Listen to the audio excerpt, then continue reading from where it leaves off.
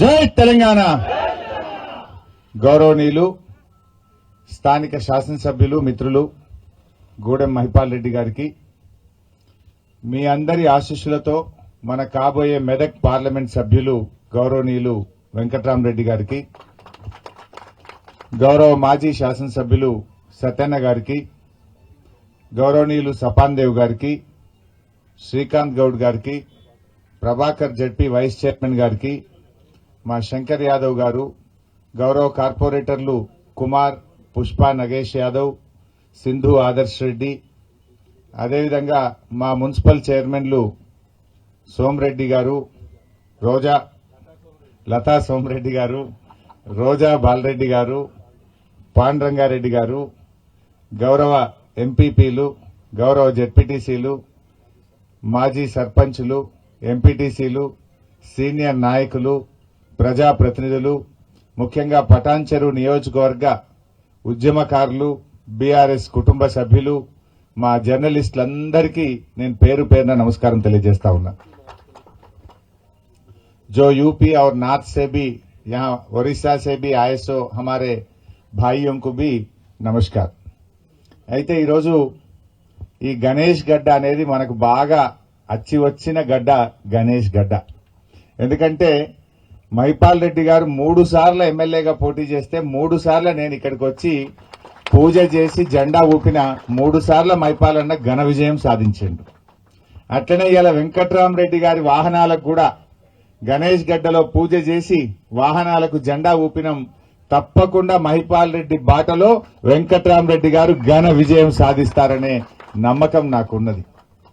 నిజంగా కూడా మెదక్ పార్లమెంట్ అంటే బీఆర్ఎస్ పార్టీ అడ్డా. ఇది 2004 నుంచి ఇప్పటిదాకా వరుసగా బీఆర్ఎస్ పార్టీ గెలిచింది. 2004 నుంచి 2024 ఇప్పుడు 2004లో జెండా ఎగిరేసినాం. 2024లో కూడా ఖచ్చితంగా బీఆర్ఎస్ పార్టీ జెండా ఎగిరేస్తుంది. ఇది ఎప్పుడు కూడా మనకు ఓటమి లేదు. ఎప్పుడు మెదక్ ఎంపీ ఎన్నిక జరిగిందంటే గులాబీ జెండా పుట్టినప్పటి నుంచి ఈ జెండా ఎగురుతూనే వచ్చింది మెదక్ పార్లమెంట్ మీద. దయచేసి మా నాయకులు, మా కార్యకర్తలు మీరు కూడా గట్టిగా కృషి చేయండి. మీ అందరి సహకారం ఉంటే మళ్లీ ఒక్కసారి తిరుగులేని మెజార్టీతో మెదక్లో మనం గులాబీ జెండా ఎగిరేయబోతా ఉన్నాం. ఎందుకంటే ఇలా విషయాలు ప్రజలకు చాలా స్పష్టంగా అర్థమైనాయి. కాంగ్రెస్ ది కూడా అది పాల పొంగు లెక్క అయిపోయింది. గెలిచిండు, ఎంత స్పీడ్ గా గెలిచిందో గంట స్పీడ్ గా తుస్సున కిందికి పోయింది. అది జనాలకు అర్థమైంది. ఎన్నికల ముందు రేవంత్ రెడ్డి గారు నోటితో మాట్లాడిండు, గెలిచినాక ఏమాయా 100 రోజుల్లో హామీలు అంటే నొసటితో వెక్కిరిస్తా ఉన్నాడు. ఒకటన్నా జరిగిందా? బాండ్ పేపర్లు వంచిండు, నోటరీ డాక్యుమెంట్లు ఇచ్చిండ్రు, మొదటి అసెంబ్లీలోనే చట్టబద్దత తెస్తామన్నారు. ఇది ఏఐసిసి మాట అన్నారు, ఇది రాహుల్ గాంధీ మాట అన్నారు, మాట తప్పమన్నారు. కానీ ఇప్పుడు ముఖం చాటేసిండ్రు. ఒక్కటన్నా అమలైందా? అందరికీ మోసమే. పేదలకు మోసం, మహిళలకు మోసం, రైతులకు మోసం, నిరుద్యోగ యువతకు మోసం, విద్యార్థులకు మోసం. ఒక్కరికైనా 100 రోజుల్లో హామీలు అమలు చేశారా? అక్కా చెల్లెళ్లకు నెలకు 2500 రూపాయలు ఇస్తామన్నది కాంగ్రెస్. కానీ ఇవాళ 2500 ఒక్కరికి కూడా రాలే. 100 రోజుల్లో ఇస్తామన్నారు, ఇవాళకి 120 రోజులైంది. నీ ప్రభుత్వం వచ్చి 120 రోజులైనా ఏ అక్కా చెల్లెకు కూడా ఇవాళ 2500 రాలేదు. అంటే ఈ రాష్ట్రంలో 18 ఏళ్లు నిండిన మహిళలకు 1,42,00,000 మంది మహిళలకు ఒక్కొక్కరికి 10,000 రూపాయలు కాంగ్రెస్ పార్టీ బాకీ పడ్డది. ఇవాళ మీరు పార్లమెంట్ ఎన్నికల్లో మహిళల ఓటు అడగాలంటే మీరు 10,000 రూపాయలు చెల్లించినాకనే అక్కా చెల్లెల ఓటు అడిగే హక్కు ఈ కాంగ్రెస్ పార్టీకి ఉంటుందని మనం చేస్తా ఉన్నా. పేదలు, నిరుద్యోగుల, మన నిరుపేదలైనటువంటి వృద్ధులు, వికలాంగులు, ఆసరా పెన్షన్లు వచ్చే వాళ్లకు 4,000 పెన్షన్ ఇస్తామన్నారు. డిసెంబర్లోనే ఇస్తా అని చెప్పింది ఎలక్షన్ల ముందు. అవ్వాని పెన్షన్ ఎంత అంటే 2,000 అన్నది ఒక అవ్వ. ఇక డిసెంబర్కి వెళ్ళి 4,000 ఇస్తాం, నీ మన్మడొచ్చి కాళ్ళొత్తుతాడు అన్నాడు అందంగా రేవంత్ రెడ్డి. మరి ఇప్పుడు మన్మడేడవా, నీ 4,000 ఏడవా? ఇప్పుడు 4 నెలల ఇలా రాష్ట్రంలో 42,80,000 మందికి ఆసరా పెన్షన్లు వస్తాయి. వృద్ధులు, వితంతువులు, వికలాంగులు, నేత గీత కార్మికులు, బీడీ కార్మికులు, ఇలా వాళ్ళందరికీ 42 లక్షల మందికి ఒక్కొక్కరికి 8,000 బాకీ పడ్డది కాంగ్రెస్ పార్టీ. ఏ ముఖం పెట్టుకొని పోయి ఇలా వృద్ధులు వితంతువుల ఓటు కాంగ్రెస్ పార్టీ అడగాలి అంటే పేదలకు మోసం. నిరుద్యోగ యువతకు ఏం చెప్పిండ్రు? నిరుద్యోగ యువతకు మేము రాగానే నెలకు 4,000 రూపాయలు నిరుద్యోగ భృతి ఇస్తాము అన్నారు. నేను మొన్న అసెంబ్లీలో పట్టుకొని అడిగిన, ఏమయ్య మరి గెలిచిండ్రు నిరుద్యోగ భృతి ఎప్పుడు ఇస్తారు అని అడిగిన. ఉప ముఖ్యమంత్రి భట్టి విక్రమార్క గారు అంటాడు, మేము ఏడా చెప్పలేదు అంటాడు. మేము నిరుద్యోగ భృతి ఇస్తామని ఎలక్షన్లలో గాని మా మేనిఫెస్టోలో గాని మేము ఏడ చెప్పలేదు అని సావు కబురు సల్లగా చెప్పినట్టు నిండు అసెంబ్లీలో అబద్దాలు చెప్పిండు. ఎన్నికల ముందు ప్రియాంక గాంధీ వచ్చి చెప్పింది, రేవంత్ రెడ్డి చెప్పిండు, వాళ్ళ మేనిఫెస్టోలో పెట్టిండ్రు నిరుద్యోగ యువతకు 4,000 ఇస్తామన్నారు. ఇవాళ యువతను కూడా మోసం చేసిండ్రు. మీరు ఎవరికి మేలు చేసిండ్రు? రైతులకు ఏం చెప్పిండ్రు? మీరు రైతులకు 5 హామీలు ఇచ్చిండ్రు. మేం గెలవంగానే 15,000 రైతు బంధు అన్నారు, మోసం. మేం గెలవంగానే వడ్లకు మక్కలకు 500 బోనస్ అన్నారు, మోసం. మేం గెలవంగానే వ్యవసాయ కూలీలకు 12,000 అన్నారు, మోసం. మేం గెలవంగానే 2 లక్షల రూపాయలు రుణమాఫీ అన్నారు, మోసం. మేం గెలవంగానే కౌలు రైతులకు 15,000 అన్నారు, మోసం. మేం గెలవంగానే కేసీఆర్ కంటే మంచిగా 24 గంటల కరెంట్ ఇస్తామన్నారు, 24 పోయి 14కి వచ్చింది, మోసం. అన్ని మోసాలే. అందుకే ఇవాళ ఏమైంది? ఎలక్షన్ల ముందేమో అందంగా నోటితో మాట్లాడింది రేవంత్ రెడ్డి. ఏమైందా నీ హామీలంటే ఇవాళ నొసటితో ఎక్కిరిస్తా ఉన్నాడు రేవంత్ రెడ్డి గారు. కాంగ్రెస్ 100 రోజుల పాలన ఇవాళ వాళ్ళ గ్యారంటీలు అన్ని కూడా గారడీలుగా మారిపోయినాయి. 100 రోజుల్లో 6 గ్యారంటీలు అమలు చేస్తామన్నారు. ఇవాళ గారడీలతోని నమ్మించి ప్రజలను మరొక్కసారి మోసపుచ్చాలని మభ్యపెట్టాలని ప్రయత్నం చేస్తా ఉన్నారు. అభయహస్తం అన్నారు. ఈ 6 గ్యారంటీల పేరు అభయహస్తం అన్నారు. ఆ అభయహస్తం కాస్త అక్కరకు రాని హస్తం అయిపోయిందని చెప్పి మనవి చేస్తా ఉన్నా. మీరు పటాన్చెరు దవాఖానలో పోయి ఇవాళ చూడండి, నేను చెప్పేది నిజమా కాదా. సంగారెడ్డి దవాఖానలో పోయి చూడండి, కేసీఆర్ కిట్లు బంద్ అయిపోయినాయి. ఆనాడు కళ్యాణ లక్ష్మి ఇచ్చిండు కేసీఆర్. దవాఖాన పోతే బిడ్డకు కాన్పు చేసి కేసీఆర్ కిట్ ఇచ్చి ఆటో కిరాయి లేకుండా తల్లిని పిల్లని ఇంటికి దించిండు. కాంగ్రెస్ వాళ్ళు ఏమన్నారు? కేసీఆర్ లక్షనే ఇచ్చిండు, మేం తులం బంగారం కూడా కలుపుతామన్నారు. వచ్చిన అదే తులం బంగారం వాళ్ళకన్నా ఒక్కరికన్నా తులం లేదు. ఇంత కేసీఆర్ కిట్టు బంద్ అయింది. కేసీఆర్ కిట్టు బంద్ అయింది, కాంగ్రెస్ తిట్లు మాత్రం వచ్చినాయి. కిట్లు బంద్ అయినాయి, తిట్లు వచ్చినాయి, గంతే. మార్పు అంటే ఏం మార్పు వచ్చిందిరా నాయన అంటే సర్కార్ దవాఖానలలో ఇచ్చే కిట్లు బంద్ అయినాయి, తిట్లు మాత్రం మోపోయినాయి. గిద్ద తప్ప ఏమైనా ఉన్నదే? కేసీఆర్ మొన్నోసారి సిరిసిల్లకు పోయిండు. పోయాడేదో మాట్లాడుకుంటూ మీరు 6 గ్యారంటీల్లో 100 రోజుల్లో చెప్పిన దాంట్లో భాగంగా వడ్లకు 500 బోనస్ ఇస్తామన్నారు. యాసంగి వడ్లు వచ్చుడు చాలైంది, కళ్ళాళ్లకు వడ్లు వస్తున్నాయి. గా వడ్లకు 500 బోనస్ ఇవ్వయా రేవంత్ రెడ్డి గారు అంటే ఈయన అంటాడు, కేసీఆర్ నీ డ్రాయర్ ఊడగొడతా అని మాట్లాడతాడు. తెలంగాణ తెచ్చి 10 ఏళ్లు ముఖ్యమంత్రి చేసిన కేసీఆర్ మీద ఈయన మాట్లాడే భాష ఇదేనా? నువ్వు రాష్ట్ర ముఖ్యమంత్రివా, చెడ్డీ గ్యాంగ్ సభ్యుడివా నేను అడుగుతా ఉన్నా. నువ్వు మాట్లాడే భాష అదేనా నేను అడుగుతా ఉన్నా. ఏమడిగిండు కేసీఆర్? నువ్వు ఓట్ల ముంగట 500 బోనస్ ఇస్తా అన్నావు. నీ 6 గ్యారంటీల్లో బాండ్ పేపర్ రాసి ఇంటింటికి వంచినవు. యాసంగి వడ్లు వచ్చినాయి, గా వడ్లకు బోనస్ ఇవ్వమంటే నువ్వు మాట్లాడే భాష గదా అని నేను చెప్పి నేను రేవంత్ రెడ్డి గారిని అడుగుతా ఉన్నా. భాష కాదు కదా, పనితనంతో ప్రజల మెప్పు పొందు. మాకంటే మంచిగా పని చేయి. కేసీఆర్ 1,00,000 రూపాయలు ఇచ్చిండు, నువ్వు తులం బంగారం ఇచ్చి పేరు పొందు. నువ్వు 15,000 బోనస్ ఇస్తా అన్నావు, గదిచ్చి పేరు పొందు. కేసీఆర్ 1,00,000 రూపాయలు రుణమాఫీ చేసిండు, నువ్వు 2 లక్షలు చేస్తా అన్నావు, గా పనిచేసి పేరు పొందు. ఈ తిట్లేంది నాకు అర్థం కాదు. మాకు తిట్టరాకనా ఏంది? భాష, సంస్కారం, పద్ధతి కొంత ఉండాల్సినటువంటి అవసరం ఎంతైనా ఉన్నది. ఇలా బాధ ఏంటంటే 100 రోజుల కాంగ్రెస్ పాలనలో 200 మంది రైతులు ఆత్మహత్య చేసుకున్నారు. ఇలా రైతులు ఆత్మహత్య తెచ్చుకునేటువంటి పరిస్థితి తీసుకొచ్చినావు. ఇలా నేను అడుగుతా ఉన్నా, కాంగ్రెస్ పార్టీకి ఓట్లేసింది నీ తిట్ల కోసమా? నీ తిట్లు వినడం కోసం ఓట్లేసినామా ఏమన్నా? నువ్వు కేసీఆర్ కంటే మంచిగా చేస్తా అని ఊరిచ్చినావు, మాయ మాటలు చెప్పినావు. గా పని చేయి. గా పని చేయక నువ్వు కేసీఆర్ ను తిట్టి లీకులు రాయించి పేపర్లల్లా ఫేక్ వార్తలు పెట్టి సోషల్ మీడియాలన్నీ గట్లయిందట గిట్లయిందట అని ఫేక్ వార్తలు రాయించుకుంటూ ఇంకా ఎంతకాలం కాలం వెళ్లదీస్తావు? ఇంకా ఎంతకాలం ప్రజల్ని మోసపుచ్చుతావు? ఎక్కువ కాలం జరగదు అని చెప్పి నేను మనం చేస్తా ఉన్నా. ఇప్పుడిప్పుడే ప్రజలకు అన్ని విషయాలు కూడా అర్థమైతా ఉన్నాయి. నువ్వు మార్పు మార్పు అన్నావు, మార్పు లేదు, అంతా మాయ చేస్తున్నది ఈ కాంగ్రెస్ పార్టీ. మాయ చేస్తున్న ఈ కాంగ్రెస్ కు ఈ పార్లమెంట్ ఎన్నికల్లో గుణపాఠం తప్పదు అని చెప్పి నేను మనవి చేస్తా ఉన్నా. మన వెంకట్రామరెడ్డి గారు, మీరు దయచేసి ఇంకో దుష్ప్రచారం చేస్తుండ్రు. ఇవాళ ఇక్కడ పోటీ చేస్తున్న అభ్యర్థులు వెంకట్రామరెడ్డి ఇక్కడ వాడు కాదు అంటున్నారు. వెంకట్రామరెడ్డి గారు మొన్నటి ఎన్నికల్లో ఆయన ఇంట్లో ఉండే కుటుంబ సభ్యులు 38 ఓట్లు మైపాల్ రెడ్డికి వేసిండ్రు. ఆయన ఉండేదే పడని చెరువు కాన్స్టిట్యున్సీలో. జాయింట్ ఫ్యామిలీ ఆయనది. ఈ రోజుల్లో అసలు కలిసి ఉంటారే? మొత్తం 4 అన్నదమ్ములు, వాళ్ళ పిల్లలు, పెళ్లిలైన కోడళ్లు, కొడుకులు, ఒక్కింట్లో 38 మంది ఉంటారు. అంటే అంత మంచిగా కలిసిమెలిసే మనస్తత్వం ఉన్నది. ఉండేది కూడా మా సోమిరెడ్డి దగ్గరనే తెల్లాపూర్ మున్సిపాలిటీనే ఉంటాడు. ఆయన 38 ఓట్లు మొన్న మైపాల్ రెడ్డికి వేసి గెలిపించడంలో తన ఓటు కూడా మైపాల్ రెడ్డికే వేసిండు. అచ్చంగా ఉండేది మన పటాన్ చెరువులో, రేపు సేవ చేసేది మెదక్ పార్లమెంట్ నియోజకవర్గ ప్రజలకు. ఆయన సర్వీస్ లో సగం జీవితం 24 ఏళ్లు నౌకరీ చేస్తే 12 ఏళ్లు మన సంగారెడ్డిలో మన మెదక్ జిల్లాలనే చేసిండు. 12 ఏళ్లు మన జిల్లాలనే సేవ చేసి గల్లీ తెలిసినోడు, ఈ ప్రాంతం మీద అవగాహన ఉన్నటువంటి వ్యక్తి, ఒక విద్యావంతుడు, బాగా చదువుకున్నటువంటి వ్యక్తి.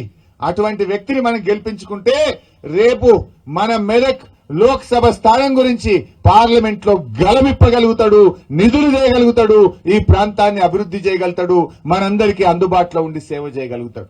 మీకైతే పటాన్ చెరువులకు ఇంకా దగ్గర 15 నిమిషాల్లో ఇంటికి పోవచ్చు. పావుగంట దూరంలో ఉంటుంది ఆయన ఇల్లు. పటాన్ చెరువు నియోజకవర్గంలోనే ఆయన ఇల్లు ఉంటుంది. అంత మంచి మనిషి. ఇవాళ ఆయన మనస్తత్వం నాకు బాగా తెలుసు. సంగారెడ్డిలో జాయింట్ కలెక్టర్ ఉన్నప్పుడు, సిద్దిపేటలో కలెక్టర్ ఉన్నప్పుడు, పీడీ డిఆర్డీఏ ఉన్నప్పుడు మైపాలన్ ఎంపీపీ ఉండే. ఆయన దగ్గరగా చూసిన నేను. అయితే ఒక చిన్న ఉదాహరణ చెప్తా. అన్నం ఉడికిందా లేదా చూడాలంటే ఒక మెతుకు ముట్టుకుంటే తెలుస్తుందట. ఉదాహరణ ఎట్లా అంటే, ఒకసారి మా దుబ్బాకలో చేనేత కార్మికులు తల్లిదండ్రి చనిపోయింది, 2 ఆడపిల్లలు మిగిలిండ్రు. వాళ్ళు పోయి సంగారెడ్డికి వచ్చి ఈయనకు దరఖాస్తు ఇచ్చిండ్రు, మేము అనాథ పిల్లలం, మీరు ఏదైనా సాయం చేయండి అని జాయింట్ కలెక్టర్ గా దరఖాస్తు ఇచ్చిండ్రు. అయితే ఆయన మనసు చెలించి ఆ 2 పిల్లల్ని దత్తత తీసుకొని ఆ పిల్లల్ని చదివించి ఆ పిల్లలకు ఉద్యోగాలు ఇప్పించి ఇవాళ పిల్లల పెళ్లిళ్లు కూడా చేస్తున్నటువంటి వ్యక్తి మన వెంకట్రామరెడ్డి గారు. సో అట్లా చాలా మంచి మనసు ఉన్నటువంటి వ్యక్తి. గౌరవనీయులు నర్సాపూర్ శాసనసభ్యురాలు సోదరిమణి సుంతా లక్ష్మారెడ్డి గారిని వేదికపైకి రావాల్సిందిగా ఆహ్వానిస్తా ఉన్నాం. బాబు జాగి ఇందుకోటి. అదేవిధంగా మా సిద్దిపేట ప్రాంతంలో ఒక రైస్ మిల్ లో పనిచేసే హమాలీ కార్మికుడు, ఆయన బిడ్డకు ఎంబీబీఎస్ లో సీట్ వస్తే ఆ అమ్మాయి చదువుకోవడానికి డబ్బులు లేవు అని బాధపడితే ఆ అమ్మాయిని దత్తత తీసుకొని ఇవాళ డాక్టర్ చదివించినటువంటి వ్యక్తి కూడా వెంకట్రామరెడ్డి గారు. ఆయన ఆ రోజు రాజకీయాల్లోకి వస్తా, నేను ఎంపీకి పోటీ చేస్తా అనుకోలే. ఆయన ఆ రోజు కలెక్టర్ గా ఉన్నాడు. కానీ మనసు ఉన్నవాడు. ఆయనకు దేవుడు కొంతమందికి ధనం ఇస్తాడు, కానీ దాన గుణం ఇయ్యడు. వెంకట్రామరెడ్డి గారికి ధనము ఉన్నది, దానం చేసే గుణము కూడా ఉన్నది.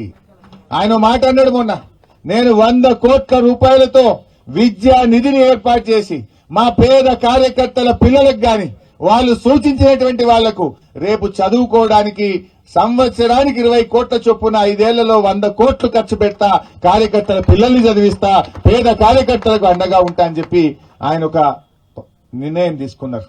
ఒక ట్రస్ట్ ఏర్పాటు చేస్తా, ట్రస్ట్కి వెళ్ళి చేస్తా అని చెప్పడం జరిగింది. అదేవిధంగా ఇవాళ ఎన్నో ఇంకా మంచి ఆలోచన లైన్లో ఉన్నాయి. 13వ తేదీ మీటింగ్ నాడు వివరంగా ఆ విషయాలన్నీ కూడా చెప్తారు. మరి ఇక్కడ బీజేపీ కూడా పోటీ చేస్తుంది. నేను ఒకటే అడుగుతున్నా, బీజేపీ అభ్యర్థి గుణగణాలు మీకు తెలియదా? పటాన్ చెరువులకు బాగా తెలుసు, నాకంటే ఎక్కువ మీకే బాగా తెలుసు. నిజంగానే మంచిగా పనిచేస్తే మొన్న దుబ్బాకల మళ్ళా గెలవపోవునా? మరి నువ్వు ఆ రోజు దుబ్బాకలు ఏం చెప్పినావు? నేను గెలిస్తే ఇంటికి 2 ఎడ్లు ఇస్తా, బండి ఇస్తా అన్నావు, టెక్స్టైల్ పార్క్ అన్నావు, రైలు అన్నావు, నిరుద్యోగ భృతి సొంతం ఇస్తా అన్నావు, దవాఖాన కట్టి ఫ్రీగా ట్రీట్మెంట్ ఇస్తా అన్నావు. చాలా చెప్పిండు, ఆయనతో గెలిచిండు. సరే, ప్రజలు నమ్మి ఓట్లేసిండ్రు. 4 ఏళ్లకు మళ్ళీ ఎలక్షన్ వచ్చినాయి. అడిగింది, ఏమైనా నీ ఎడ్లేవి బండి ఏమంటే ఏం లేవు, నీ దవాఖాన ఏదంటే లేదు, రైలు ఏదంటే లేదు, నిరుద్యోగ భృతి ఏదంటే లేదు, ఏం కాలే. ఏం కాకపోతే జనం ఊకుంటారా? బిడ్డ నువ్వు అప్పుడు ఓట్లప్పుడు అన్ని మాయ మాటలు చెప్పినావు, గెలిచినావు అని చెప్పి అందరు కలిసి ఉత్కిరు కదా అంటే 54,000 ఓట్లతో కొత్త ప్రభాకర్ రెడ్డిని గెలిపించారు బీఆర్ఎస్ పార్టీని. నిజంగా నువ్వు మంచిగా పనివంతునివో గుణవంతునివో అయితే నువ్వు మళ్ళీ గెలవద్దా దుబ్బాకల? నువ్వు మరి గాడ జల్లెనోని మా పటాన్చెర్లు ఎట్లా గెలుతావు? గాడ గెలవనోని మెదక్ ఎంపీ ఎట్లా గెలుస్తావు? దయచేసి అభ్యర్థి గుణగణాలు కూడా చూడాలి. వెంకట్రామరెడ్డి బాగా పనిచేసేటువంటి వ్యక్తిత్వం ఉన్నవాడు. నేను మంత్రిగా చూశాను. ఒక్కొక్క రోజు నేను రివ్యూ మీటింగ్ పెడితే ఈ జిల్లా అభివృద్ధి కోసం 1:30-2 అవుతుండే. వేరే కలెక్టర్లు అయితే 10 అయింది సార్, పోతా సార్ నాకు బీపీ ఉన్నది, ఇంటికాడ పిల్లలు చూస్తున్నారు అని పోతారు. ఎన్నడూ వెంకట్రామరెడ్డి గారు నేను పోతా అనలే. నేను మీటింగ్ పెడితే మంత్రిగా డేట్ మారాల్సిందే. కలెక్టరేట్ లో కూర్చొని మేము రివ్యూ స్టార్ట్ చేస్తే ఒక్కొక్క నాడు 12, 1, 1:15 దాకా రివ్యూలు చేసి పనిచేసినటువంటి సందర్భాలు ఉన్నాయి. అట్లా కూడా చాలా పనిచేసే కష్టపడే మనస్తత్వం ఉన్న వ్యక్తి, అందుబాటులో ఉండేటువంటి వ్యక్తి. అంటే ముగ్గురు అభ్యర్థుల్లో చూస్తే మంచిగా హిందీ మాట్లాడగలుగుతాడు, ఇంగ్లీష్ మాట్లాడగలుగుతాడు, ఉన్నత విద్యావంతుడు, ఒక ఐఏఎస్ అధికారిగా అనుభవం ఉన్నది. ఇవాళ అటువంటి వ్యక్తి రేపు ఎంపీగా పార్లమెంట్ లో ఉంటే మన పటాన్చెరు ప్రాంతం యొక్క కాలుష్యానికి సంబంధించి గాని, మన మెట్రో రైల్ ఎక్స్టెన్షన్ గురించి గాని, మన ప్రాంత అభివృద్ధి గురించి గట్టిగా గలమిప్పగలుగుతాడు. గలమిప్పేటోళ్ళు కావాలన్నా, గులాంగిరి చేసేటోళ్ళు కావాలన్నా ఇవాళ మనం ఆలోచించాల్సిన అవసరం ఉంది. అందువల్ల మనం మైపాలన్న ఈ రోజు కొంత మనకి ఇబ్బంది వచ్చింది. మన కుటుంబంలో ఇబ్బంది వచ్చినా పాపం తట్టుకున్నాడు, గట్టిగా నిలబడ్డాడు. కొద్దిగా ఆలస్యమైన వీళ్ళందరినీ కలుపుకొని ఇంత పెద్ద ఎత్తున ఇంత ఘనంగా ఈ కార్యక్రమం నిర్వహించినందుకు మీ అందరికీ నేను పేరు పేరున ధన్యవాదాలు తెలియజేస్తా ఉన్నా. ఇక 32 రోజులు మాత్రమే ఉన్నది. 32 రోజులు కష్టపడదాం. తప్పకుండా రేపు మైపాలన్నతో పాటు మీకు ఎంపీగా వెంకట్రామరెడ్డి గారు కూడా చేదోడు వాదోడుగా ఉంటారు. తప్పకుండా ఈ ప్రాంత అభివృద్ధికి, కార్యకర్తల సంక్షేమంలో ఇద్దరు జోడెడ్లలాగా ఈ పటాన్చెరు నియోజకవర్గ కార్యకర్తల కోసం, నాయకుల కోసం పనిచేస్తారు. దయచేసి మొన్న ఎమ్మెల్యే ఎలక్షన్ లో ఎట్లా కష్టపడ్డామో ఇప్పుడు కూడా అట్లా కష్టపడాలి. వాళ్ళ వ్యక్తిత్వాలు మీకు తెలిసి, ఇక్కడ కాంగ్రెస్ అభ్యర్థి ఉన్నాడు, నాకంటే ఎక్కువ ఆయన గుణమేందో ఘనమేందో అంతా మీకు తెలుసు. అందువల్ల మీరు బాగా ఆలోచన చేయండి.